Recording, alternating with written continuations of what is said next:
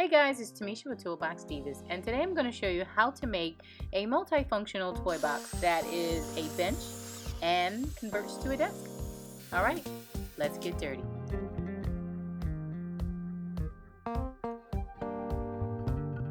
So I started out by cutting down the sides for the box frame, and because I'm making this for a child, I am cutting out an opening on the sides under the lid for little hands. And I'm just using a jigsaw to make these cuts by making some relief cuts and going back in and making the curved cut. On the two sides, I am creating a handle by drilling a hole into the center so that I can run a router bit into the opening. But I realized that my router bit wasn't exactly long enough, so I had to run it one time and then raise the router bit so that I could go completely through the board. To join all the pieces for the toy box, I am drilling pocket holes into the boards with my Craig Jig K5. I've partnered up with Craig Tool and BuildSomething.com to bring you the free plans for this multifunctional toy box. The link to the plans and the cut list will be listed below in the description column. Now for the lid of the toy box, one part of the lid will be stationary.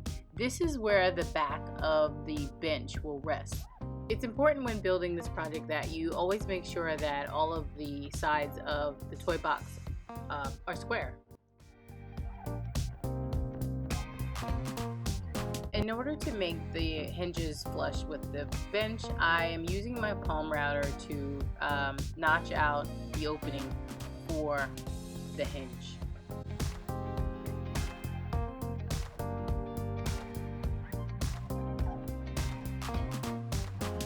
I used 1x2 boards for the arms and the legs of the desk. I kept it simple when trying to round out the edges for the arms. I just used the corner of a roll of tape and I used the combination sander. And I created pocket holes to join the pieces together.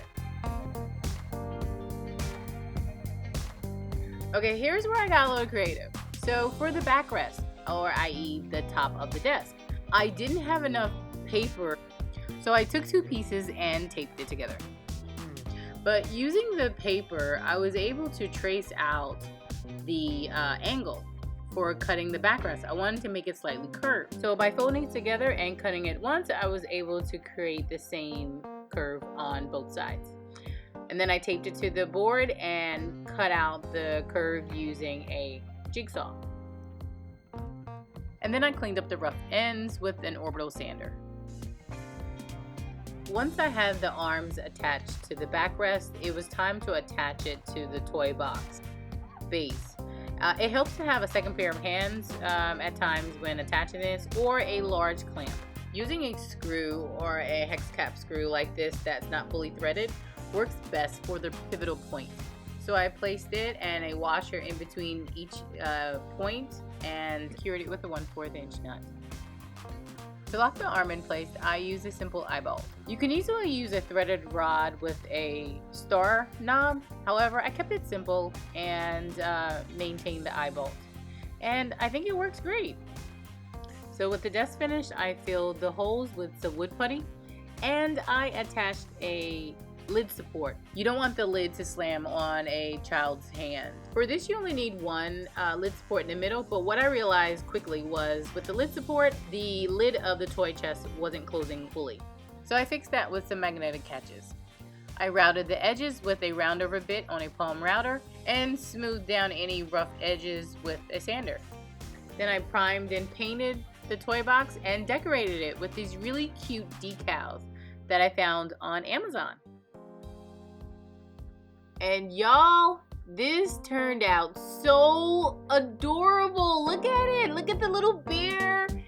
Okay, so this desk is actually made for a 1-year-old, but I thought I'd take it over to my nephews and let him test it out for a bit. And he's 3. And he saw me remove the pins one time, and before you know it, he was doing it himself. What you doing? I did not expect that.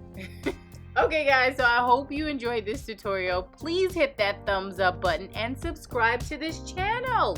And don't be shy, follow us on social media at Toolbox Divas on Facebook and Instagram. Alright, till next time.